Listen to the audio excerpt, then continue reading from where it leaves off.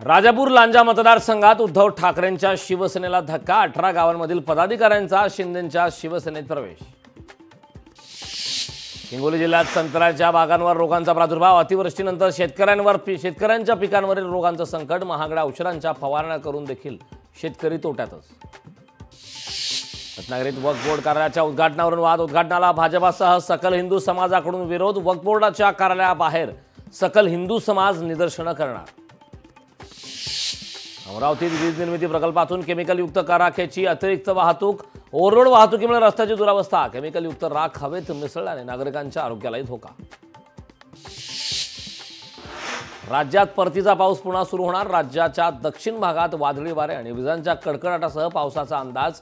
काही जिल्ह्यांना आज पावसाचा येलो अलर्ट जारी।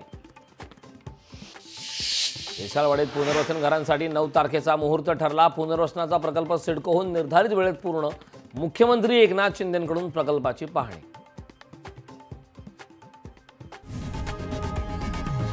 लोकशाही मराठी ऐका, पहा, जागरूक रहा।